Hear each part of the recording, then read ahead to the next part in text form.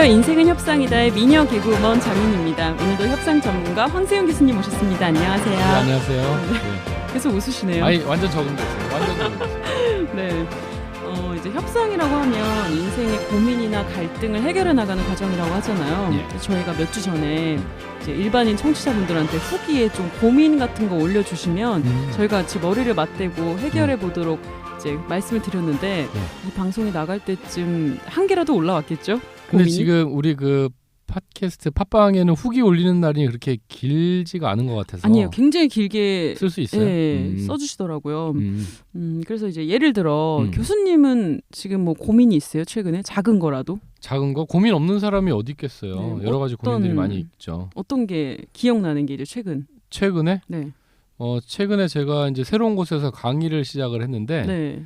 2번 기회를 안 주는 곳이거든요.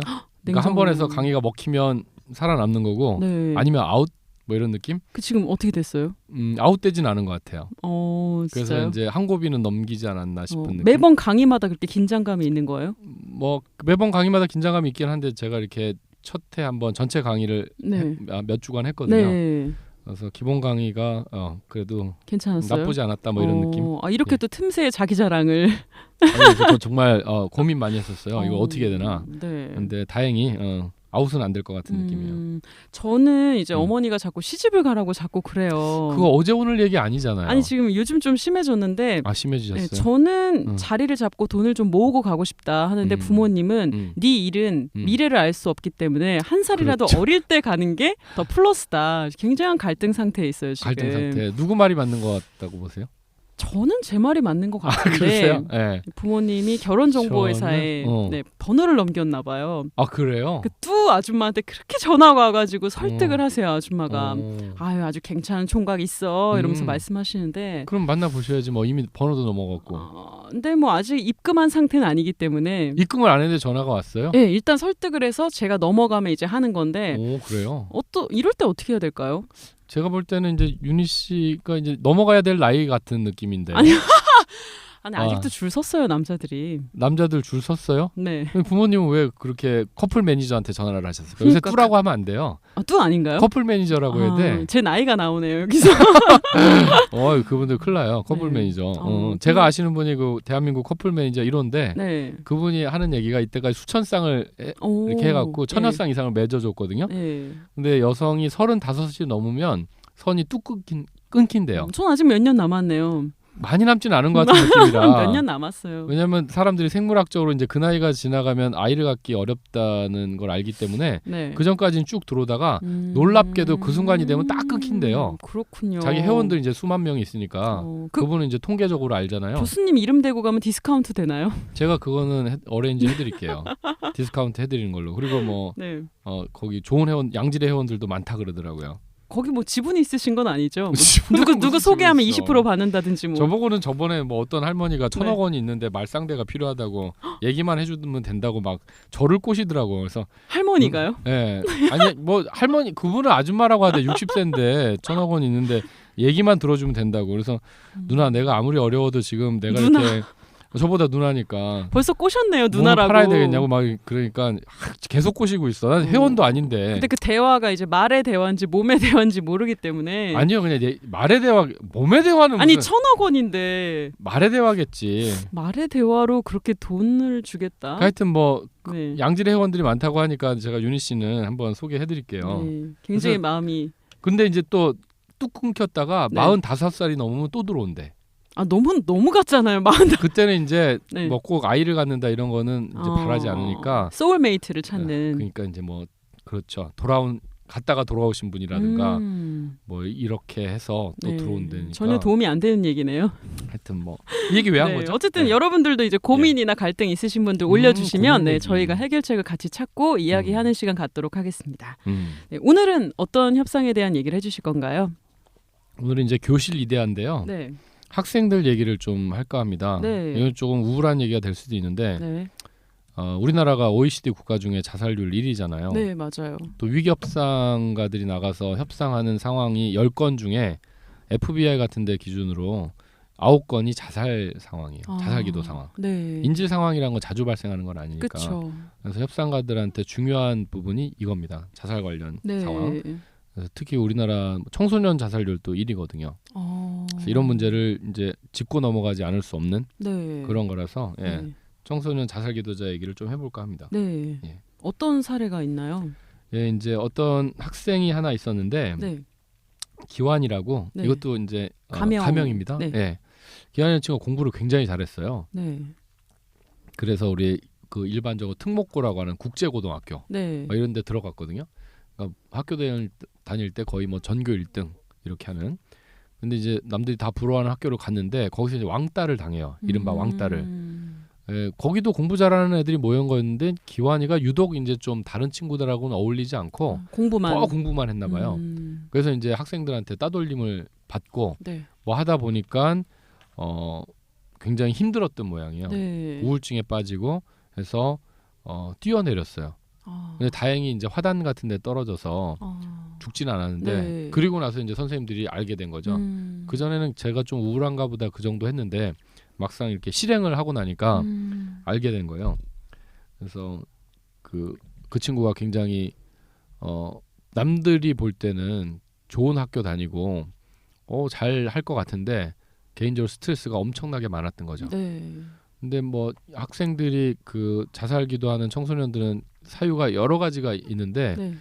뭐 공부를 못하면 못하는 대로 힘든 학생들이 있고 또 잘하면 잘하는 대로 힘든 학생이 있는데 보통 공부 잘하면 좋지 않아 그러는데 생각만큼 그렇지는 않다는 네, 거죠. 맞아요. 그래서 그렇게 좋은 학교 간 아이들이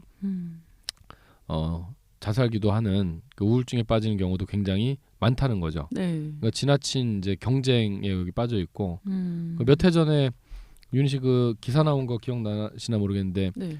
그 엄마가 아들을 갖다가 너무 그 맨날 전교 1등 하라고 네. 막 1점 떨어지면 야구방망이로 막 때리고 한 번 뭐 많이 때릴 땐 100대까지도 때렸다고. 그 친구가 고등학생이 돼서 자기 어머니를 살해한 경우가 있었거든요. 형사들이 가봤더니 거의 반쯤 넋이 빠진 상태로 있었는데 보니까 그렇게 공부를 잘하는 학생인데도 어머니가 사실 혼자 살았어요. 네. 아버지하고 헤어지고 얘만 키우면서 얘한테 너무 큰 기대를 한 거죠. 계속해서 압박을 가하니까 이 친구가 결국에는 어머니를 살해하고만 네. 그런 케이스도 있었어요. 야, 이 학창 시절이나 어릴 때 정서가 발달되고 그게 훨씬 중요하잖아요. 그게 이게 확립되는 과정인데 그럴 때 이렇게 폭력으로 이런 부모님들도 좀 교육을 받아야 될 것 같아요. 사실은 그 어떤 분이 말씀하셨는데 네, 네. 엄마 아빠가 되는 건 쉽다. 그렇죠. 이렇게 생물학적으로 네, 엄마 아빠가 맞아요. 되는 건 쉬운데 아버지 어머니 부모가 되는 건 어렵다라는 말씀을 누가 하셨는데 네. 맞는 말인 것 같아요. 네. 우리가 뭐 아이를 그냥 낳을 수는 있지만 정말 제대로 된 부모 역할을 하는 것들은 이것도 공부가 많이 필요한 것 같습니다. 교육을 받아야 되고. 범죄자인 분들 보면은 이제 그 가정 환경이 불우하고 많이 맞고 자라거나 그런 폭력 가운데 있었던 집도 많더라고요. 그게 굉장히 많죠. 네. 제가 지금 이제 경찰서 몇 군데 청소년 그 훈방심사위원회, 네. 청소년 보호위원회 이런 활동을 하는데 네. 이제 18세 미만 학생들이 절도라든가 폭력이라든가 이렇게 연루돼서 이제 온 학생들을 네. 즉결 심판을 보낼 건지 네. 입건을 할 건지 네. 아니면 훈방하고 교육 정도만 할 건지를 이제 투표를 하는 거예요. 네. 위원들이 모여서. 거기 가 보면 그런 그 비행을 저지르는 학생들 나중에 부모님 오시라 그래서 보면 네.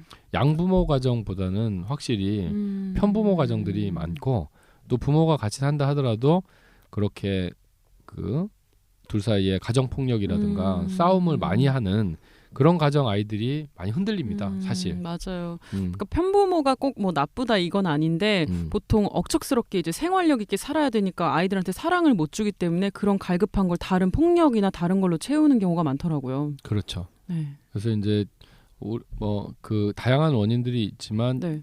또 공부를 못하는 학생들은 공부를 못하는 대로 굉장히 스트레스를 많이 그쵸. 받고 인격적인 모독 같은 것도 많이 당하고 네. 그러다 보니까 학생들이 지금 우리나라에서 굉장히 어려워하고 있는 것 같아요. 네. 제가 아는 또 학생은 여학생인데 네. 그 남동생이 공부를 또 너무 잘한 거예요. 거의 그 도에서 막 1, 2등 하고 전국으로 막 3, 4등 하는 정도에. 네. 그래서 서울대 법대는 당연히 간다. 그랬는데 얘가 수능을 보고 망친 거예요. 네. 큰 시험에만 가면 너무 이제 과도한 기대를 긴장하니까. 해서 그런지 네. 망쳤는데 그 다음 시험에 봤는데 재수해서 또 망친 거예요. 그 어느 날 얘가 자다가 누나하고 자다가 남동생이 문 열고 창문으로 뛰어내려 버린 거예요. 그러니까 얘가 너무 충격에 빠진 거야. 누나가. 네. 그렇지 그쵸. 않겠어요? 당연히 같은 방에 그렇죠. 자고 있다가 갑자기 동생이 뛰어내리니까 이 친구가 트라우마에 빠져서 너무 힘들어하는 친구를 제가 봤거든요. 근데 그 집도 보면 그 부모님들이 되게 인류대 나오시고 하고 또 아들이 공부를 잘하니까 당연히 그렇게 해야지 하는 압박감이 기대감이 너무 엄청난 크셨군요. 거였습니다. 그러다 보니까 이 친구가 가고 또 남아있는 그 누나는 또 얼마나 힘들어요. 그렇죠. 이제 이런 걸 생존자의 죄책감이라고 하는데 네, 네. 제가 옛날에 같이 근무하던 그 경찰청에 있던 저 바로 옆에 있던 친한 그 선배가 네. 어느 날 남동생이 전주에서 일을 하고 있었는데 네. 남동생이 죽었다는 소식을 들은 거예요. 그래서 거기를 갑자기 이제 쫓아 내려가 봤더니 거기서 뭐 크라이슬러 이런 외국 네, 네. 차 그 지점장을 했는데 네. 실적을 올리려고 자기 돈을 끌어대 갖고 차를 산 거예요. 그러다가 난 돈이 모자라니까 뭐 사채업자들 네. 것까지 끌어갖고 막 사고 그렇게 하다가 결국에는 나중에 감당이 안 되고 사채업자들 빚 갚으라고 하니까 자결을 한 거예요. 그래서 이제 그거 내려가서 이분이 막 소송하고 뭐 해서 네, 한 3년 네. 걸려서 정리를 네. 했는데 몇 년 후에 만났어요. 네. 최근에 만나가지고 선배님 그래 지금은 어떠세요? 그랬더니 지금은 죄책감에 엄청나게 시달린다는 거예요. 내 동생인데 네. 챙겨주지 내가 못한. 지켜주지 못한. 근데 서로 이제 커서 살다 보면 자기 그쵸. 살기도 바쁘잖아요. 어떻게 그렇게 해요. 그러다 보니까 뭐 챙길 시간이 없었고 그렇게까지 될 때까지 몰랐다는 거예요. 지켜주지 못한 것에 대한 미안감 때문에 너무 힘들다라고. 그래서 이게 간 사람은 간 건데 남은 사람들이 너무 힘들거든요. 맞아요, 맞아요. 그래서 사실은 책임감을 가져야 됩니다. 나 혼자가 아니고 그쵸. 이게 인간은 사회적인 동물이니까 특히나 가까운 가족들, 친지들, 친구들이 있는데 나 힘들다라고 해서 지금 저기 하게 되면 맞아요. 남아 있는 사람들한테 엄청난 타격을 주게 돼요. 그 어른들의 자살은 보면은 이렇게 오랫동안 알았던 우울증이나 뭐 생활 고나 이런 것 때문에 이제 쭉 오다가 죽음으로 이르는 경우가 많은데 청소년들은 보면은 진짜 뭐 성적이 떨어지거나 그렇죠. 부모님하고 싸우거나 뭐 친구하고 싸우거나 이렇게 갑자기 충동적으로 그런 결정을 하는 게 많고요. 저는 고등학교 때 되게 친한 친구가 그런 일을 겪었어요. 걔는 이제 예고 나왔는데 제가 이제 저희가 미술과였고 음악과 남자애랑 걔랑 사귀었는데 걔가 바람이 난 거예요. 같은 과 음악하는 여자애하고. 그래가지고 되게 예쁜 커플이었는데 갑자기 그냥 학교 옥상에서 그런 일을 이제 된 거죠. 그래서 그때 저 되게 친한 친구였거든요. 저희 반 전체가 완전히 트라우마에 빠져서 믿기지도 않고 굉장히 밝은 애였어요. 아직도 그게 되게 생생해요. 믿기지도 않아요. 지금도. 다른 사람들한테 충격을 굉장히 많이 준 거죠. 네. 충동적인 그런 게 많은 것 같아요. 학생들은 청소년기에는 확실히.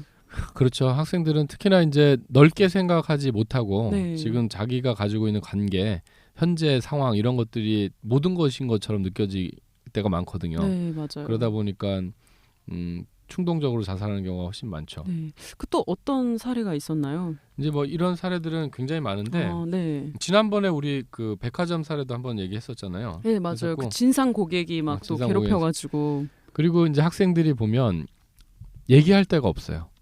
맞아요. 힘들다 어렵다라고 이제 얘기를 하는데 엄마한테 엄마 나 정말 너무 힘들어 죽고 싶어. 그러면 엄마가 그래 나가 죽어 이런 경우가 많아요. 이게 참 설마 친엄마인데 그러겠어 하는데 이렇게 나 죽고 싶어 해도 그게 늘상 그냥 하는 말처럼. 네, 그렇죠. 그리고 너 아유 등신 나가 죽어 이런 말을 오히려 먼저 하기도 하고. 네, 맞아요. 근데 정말 힘든 사람한테는 그런 얘기가 여사로 들리지 않는 거거든요. 지난번에 그 영화 중에 김희애 씨 나오는 네. 그 영화가 있었어요. 영화 제목이 옛날 영화인가요? 그렇게 옛날 영화 아니고 이 중학교 여학생의 죽음을 다룬. 네. 알긴 알아요. 무슨 제목 기억나세요? 거짓말인가 하는? 네, 알긴 알아요. 그 제목 그 맞아요. 영화 기억나시죠? 2-3년 전쯤 개봉했던 것 같은데. 네. 김희애 씨가 왜 딸 둘만 키우고 있잖아요. 근데 둘째 딸이 어느 날 자살합니다. 네. 그러면서 그 언니가 이제 놀라가지고 그 왜 내 동생이 이렇게 하게 됐나 그걸 네. 추적해 가면서 네. 하는 영화인데 거기 보면 그 죄송합니다. 딸내미가 이제 신호를 보내거든요. 우아한 거짓말. 우아한 네, 거짓말. 맞아요, 맞아요. 거짓말 맞죠? 네. 신호를 보내요. 네. 그 엄마한테도 엄마 나 요새 좀 힘든 거 있어. 네. 그러니까 김혜 씨가 이제 부엌에서 네. 막 설거지를 하고 있었거든요. 네. 설거지를 하고 있으면서 뒤도 돌아보지 않아요. 음. 그러면서 왜 그런데 너 지난번에 그 체육복 뭐 산다고 했는데 그거 어떻게 돼서 딴 거 막 물어. 애를 도로 추궁을 합니다. 그러니까 얘가 얘기하려다가 말아버려요. 그리고 이렇게 밤에 누워서 언니한테 네. 언니 나 요새 학교에서 괴롭히는 친구들 있어. 네. 그러니까 등 돌리고 누워가지고 야 그런 친구들하고는 다니지를 말어 이렇게.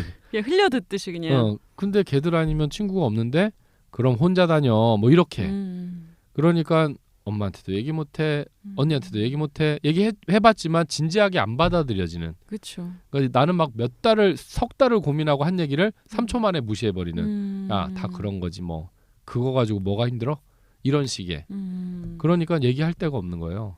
결국에는 혼자 가버리거든요. 그리고 나서야 이제 시그널을 계속 보내는데 네.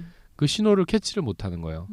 이렇게 자살하는 사람들이 그냥 죽는 게 아니고 신호를 계속 보냅니다. 그쵸. 나 너무 힘들다, 죽고 싶다, 뭐 하는데 그 신호를 사람들이 캐치를 못하고 너만 그런 거 아니야. 맞아요. 그 정도도 못 참아가지고 약해 빠져서 뭐 이런 얘기들을 하거든요. 그 사실 일반 사람들이 받아줄 여유가 없어요. 자기도 다 힘들기 때문에 그렇게 누가 힘들다고 하면 그냥 좀 다 그래 나도 그래 이렇게 되거든요.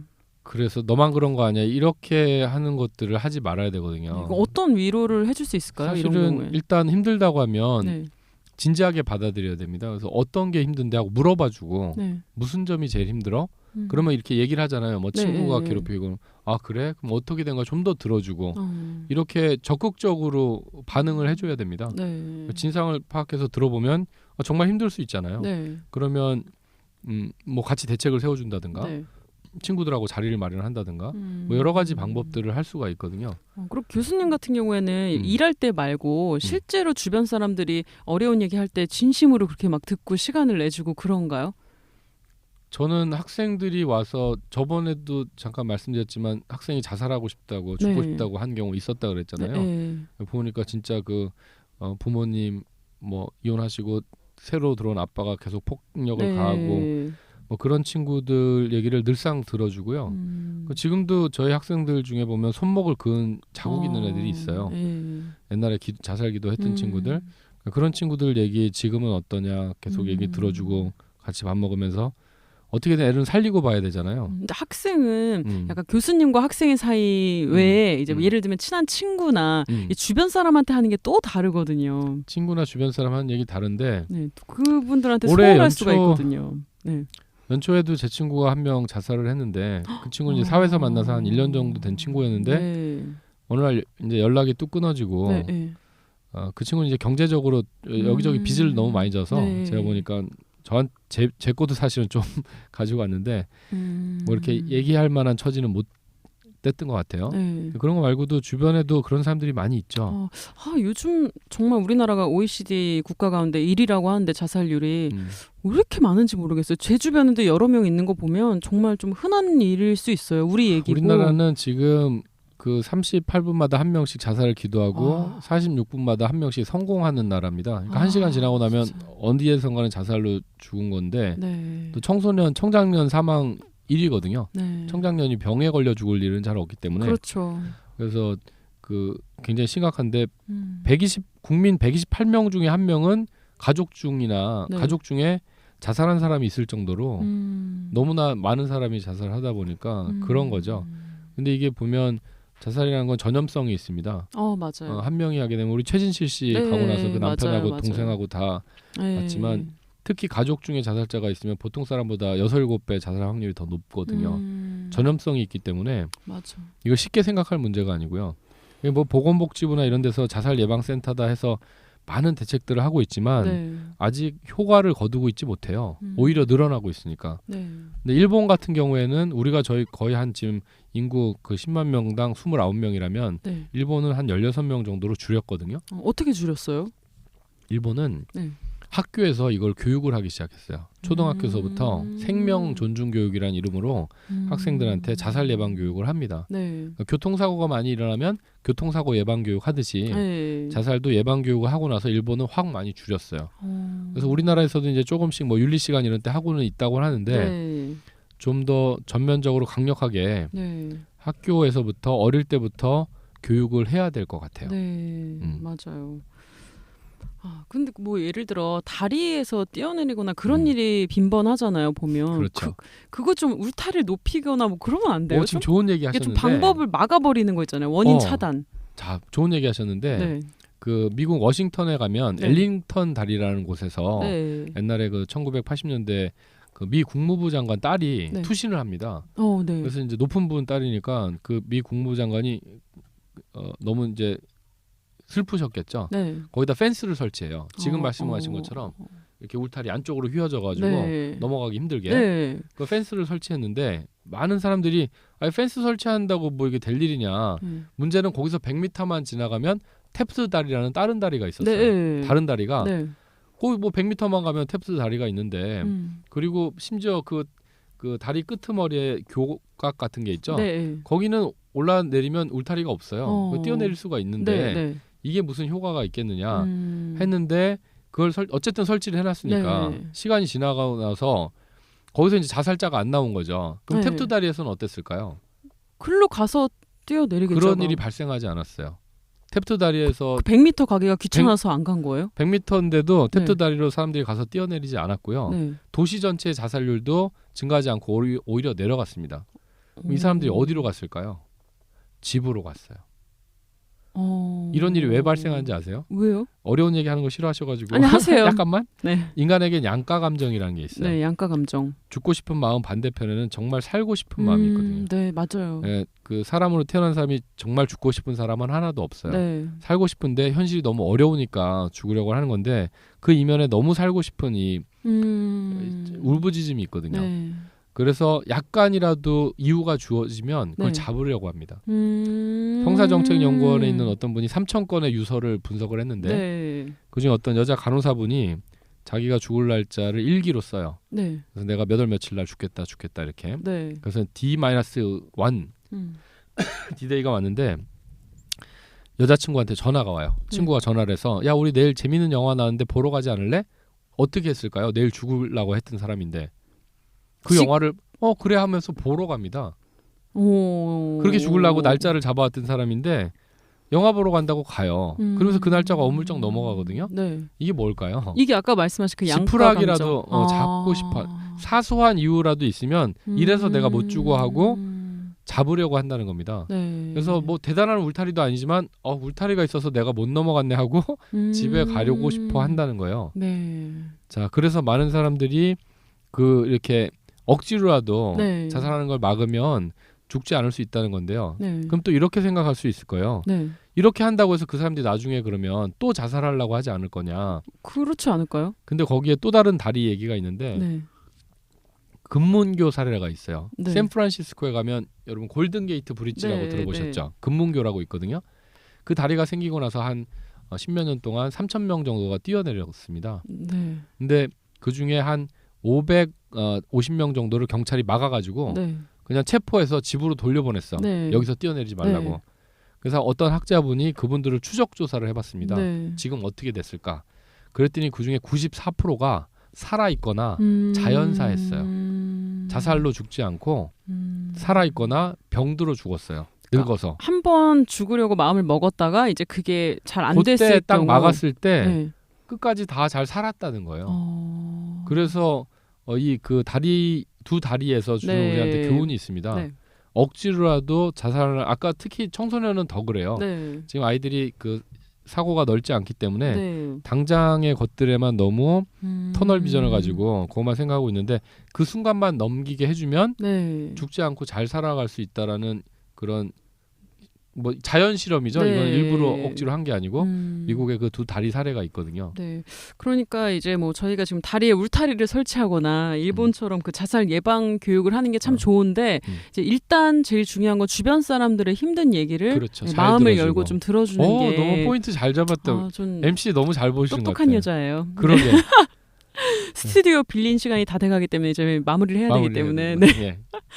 네, 너무 좋은 자살률 포인트예요. 맞아요. 1위 하고 있는데 주변 사람들의 어려운 얘기를 좀 잘 듣는 들어주고 네, 저도 그때만 잘 넘기게 해줘도 네. 잘 살아갈 수 있거든요. 그러니까요. 예. 제 얘기도 좀 잘 들어주시고요. 당연하죠. 네.